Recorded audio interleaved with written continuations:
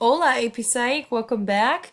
This is Perception Part 2. Hopefully you watched Perception Part 1 already. And we are going to take a look at depth perception and some monocular and binocular cues. Look at this dude. Did you see him from the side or did you see him from the front? There's an illusion for you. Whoa. Okay. So depth perception is our ability to see objects in 3 dimensions. And basically it allows us to judge distance. So we develop this during the crawling stage when we're babies is when we develop depth perception. Okay. So these depth cues, we actually have studied depth cues and depth perception. And one really famous study was the visual cliff experiment. So Eleanor Gibson took these babies who were just learning to crawl, and she created this illusion that there was a drop-off, a visual cliff, even though there actually wasn't. Like you can see, here's this picnic table or whatever. Like this is just clearly a floor and another floor. But the parent is saying, come on, jump to me. Come on, just keep crawling to me. And she wanted to see if the babies would think that they were going to fall down. And basically what she saw is that during the crawling stages, yes, indeed, we had developed depth perception and depth cues. And they did think that they were going to fall down. And so that's when we develop it.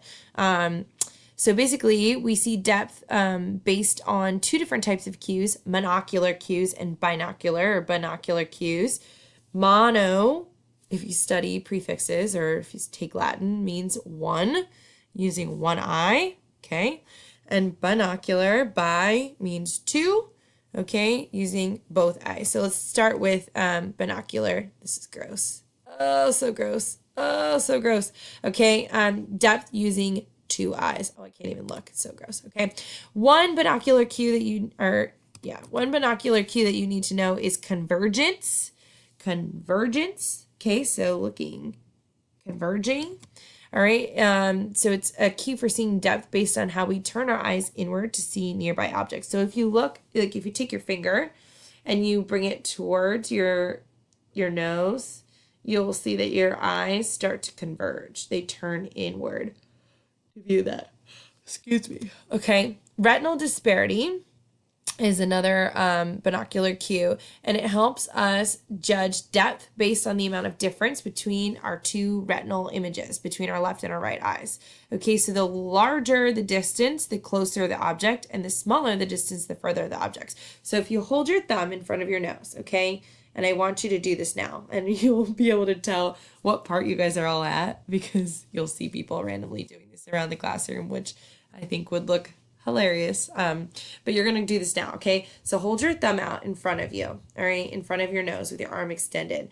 Now close your right eye and look at it, and then quickly switch and close your left eye. Does your thumb move? Okay, does it move a lot or does it move a little bit? It should just move kind of a little bit. Okay, so the smaller the distance, the further the object. Now, if you hold it pretty close and you close your eye, like close one eye, and then switch to the other eye, it should move more because it's closer. Okay, and so the distance will be larger. All right, so we have this disparity, this difference between these 2 eyes that helps us judge distance, which is why you should never shoot a gun with one eye closed. Don't aim with one eye. That's a myth. My husband taught me that. All right, monocular cues are cues, depth cues that only use one eye for depth perception. So you have monocular cues and you use them with each eye individually. Okay, so there are a bunch on here. Okay, interposition. This is overlap. Interposition. So if something's blocking our view, we perceive it as closer. And we're going to take a look at these in just a minute. Relative size. We know that 2 objects are similar in size. The one that looks smaller is farther away. Okay, so we can kind of judge where something is if we know they're the same sizes. If it looks smaller than the other one, you can say it's farther away. This is part of the issue with the Ames room. When we were watching that sensation perception video, is he was the same size, but he was actually moving. He was started in the back, so he was smaller because it's farther away. And then he walked, like the Ames room is sloped. even though you can't tell it's slope. And then he walked more forward and then he looked bigger. And so that was part of the issue with that. Texture gradient or relative clarity, you'll see this either one. The coarser it looks, the closer it is. So artists will use this. They'll use kind of shading, or they'll use some sort of texture to make like streets look a certain way, or to shade things so that they look closer.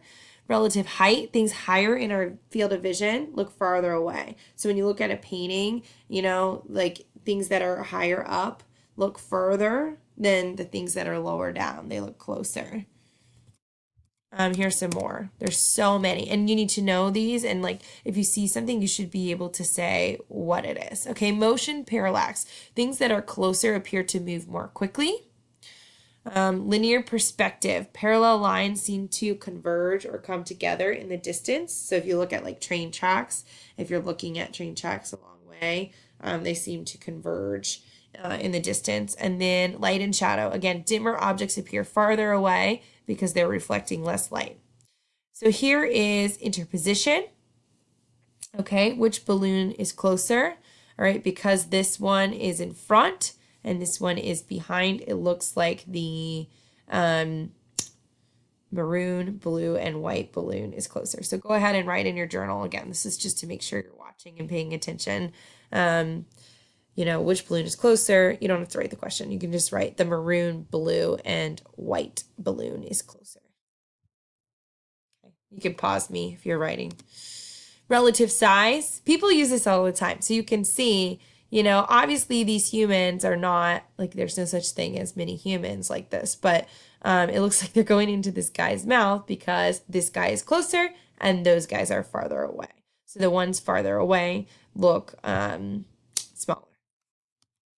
Texture gradient. Okay, here you can see the shading. All right, so this looks closer and this looks further away. All right, also this is more detailed and this is less detailed, so that helps with that as well. Do you think this lady looks pregnant? I'm telling you, she's hiding something. I don't know. All right, relative clarity. So we perceive distance based on the clarity of the objects. This is what I was just talking about in the last slide. Okay, so if it's fuzzier, it looks further away. If it's clear, it's closer. Okay, so this is Sunday Afternoon. It's a very famous painting by George Seurat. And he basically uses relative clarity to show distance here in his painting to make it look, like you can see the water is farther away and these people are closer. Excuse me. Okay. Relative height. This is what we were saying, where things at the top look farther away than things at the bottom are closer. So these lily pads, these ones up here look further away than these ones here. Linear perspective, parallel lines appear to converge or come together in the distance. So here's the Ponzo illusion. We assume the top line is further away and longer than the bottom line because our mind perceives the railroad tracks as the same width apart. You can see that. Okay, light and shadow. So you can see the snake. Ooh, this is a tattoo. And it looks like the snake is resting on top of the skin because of the shadow. Obviously, this guy is not like levitating. Okay. They put a shadow here, so it looks like he is. Interposition. That was with the balloons. Okay. Depth perception, where closer objects obstruct our view, or kind of in front of more distant objects. So here is an optical illusion, and you should be able to see interposition, relative size, relative clarity, relative height, and linear perspective. So in your journal, I want you to write, out all these 5, 1, 2, 3, 4, and 5, and say what in the picture, and you can just describe it, shows each of these things so I can check it. You can pause me because I'm just going to keep going. So just pause me and go ahead and answer in this particular illusion for 1, 2, 3, 4, and 5, where or how do you see these things? Okay, so we're going to talk now about some more of these monocular cues. And one of the ideas is relative motion and motion parallax. Okay, so relative motion is like you're sitting on a train or a bus or the subway or a car, and it looks like some things are moving one direction and other things are moving the opposite direction when you're looking out the window. So the reason this is because of relative motion. So our apparent motion of stationary objects in comparison with our own motion when using a point of fixation. So like if this is your point of fixation, this is you're looking out the window, here's your point of fixation. Okay, the objects that are in front are going to appear to move the same way as you, but the objects behind are going to move the opposite of you. All right, and then we have the motion parallax. This is going to work. Maybe. I don't know if this is going to work. So this helps us judge distance by how fast objects appear to move. So the faster something appears to move, the closer the object is. And the slower it appears to move, the further away the object is. Okay, so like if you're looking at a ball and there's a baseball and it's coming towards you, or if it's really far away from you, it's going to look really slow, but as it comes towards you, it's going to look faster. Same with an airplane. Okay, when you watch an airplane in the sky, it's really far away. It appears like it's moving very slowly, but as you see it come closer and closer, it looks like it moves faster. This thing is not going to work. This just demonstrated that motion parallax as well. Or monocular cues, phi phenomenon. The phi phenomenon is this illusion where it looks like movement is created when two or more adjacent lights blink on and off in succession. The thing that I think of is like arcades, when you see the movement of the lights and it looks like the light is moving. Here, let's see if my Christmas lights will work. Okay, so you can see it looks like the light is, that it's moving because it's blinking in succession. All right, perceptual constancy. We see objects as unchanging in size, shape, lightness, and color, even as the illumination and retinal images change.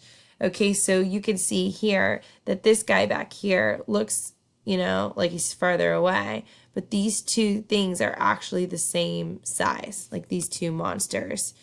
So why does one monster appear larger? Because of size constancy. Okay, so we assume that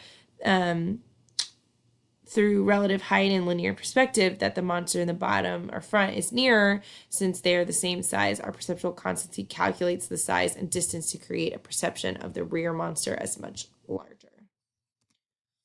Ames room. Okay, I love the Ames room, in case you couldn't tell.